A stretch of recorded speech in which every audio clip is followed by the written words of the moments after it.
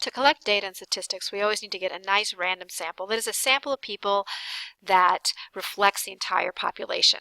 So how do we do this? I want to look at this today and look at what to avoid so that we can be sure that whoever we get data from really represents everybody and no one is left out. What this means is we need to avoid bias. So what exactly is bias? So one example of bias is something called voluntary bias. So back in the day, an example of this would be Ann Landers. Ann Landers wrote an advice column, and a long time ago, you can see in 1974. And she asked her readers, if you had to do it over again, would you have children?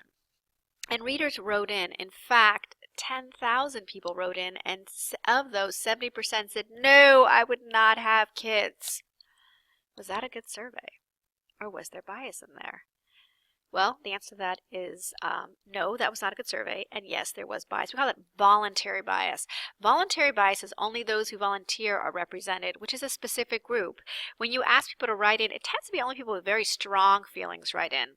So later on, actually, people were a big uproar about these results. So later on, a more careful survey was made, and when they did that, they found that 90% of parents actually are happy with their decision to have children. So we have to be very careful about asking people to volunteer their information, whether you do it by having people mail it in or call you or tell you if they want to or come by if they want to fill out a survey, because you're only going to get certain kinds of people. Not everyone is going to be represented. First kind of bias. Another kind of bias called undercoverage. So right here I have a picture of a man who I'm guessing you've never seen in your life. His name was Alf Landon, and he actually ran for president a very long time ago. And people thought he was going to win. Everybody thought he was going to win. And that was because of a survey that had a lot of undercoverage. So undercoverage is when you don't include all types of people.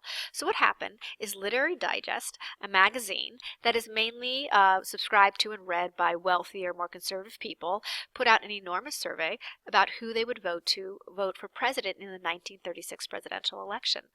And people overwhelmingly said that they would vote for Landon. And those surveys results came out. Well, it turned out that Landon didn't win.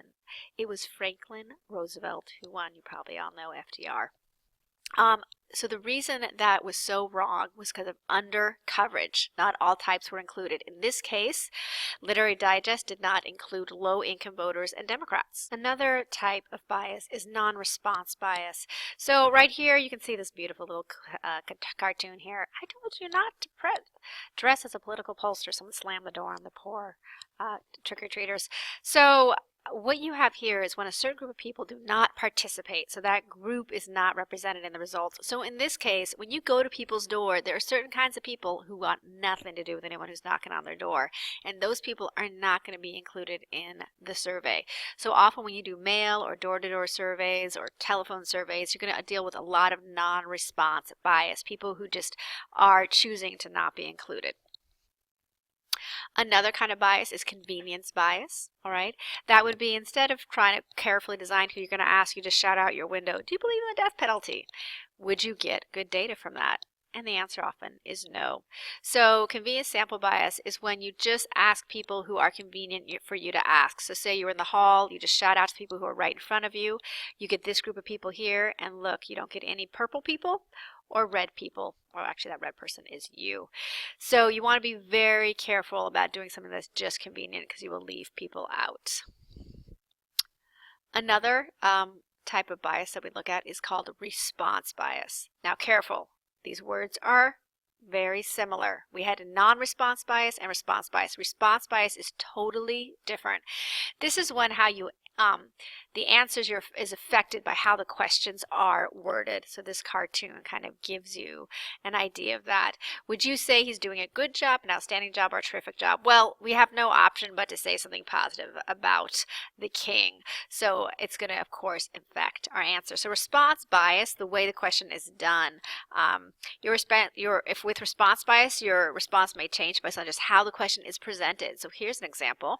Here was a great election poster from way back when with Kerry and Bush. Do you really want someone who catches like a girl running the USA?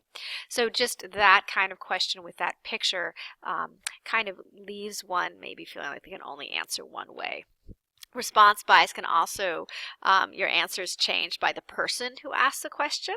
All right, so Hagar here is very affected by the fact that it's his wife who's asking him the question about washing his ears. It can also be changed by the way the person asks the question. So right now they're asking a question again about the king and paying taxes, and yet he has quite a lot of stuff to beat him to a pulp if he doesn't give the answer that is wanted. So that's response bias. Over coverage bias is just simply when sometimes, it's crazy to say, but sometimes you can ask too many people. Because when you ask too many people, what ends up happening is by accident you ask people more than once. All right, so these are the types of selection bias when we're choosing our sample that you really need to be careful of when you're designing your sample, when you're thinking about how you're wording your question, you're thinking about who you're going to ask. Please keep all of these in mind.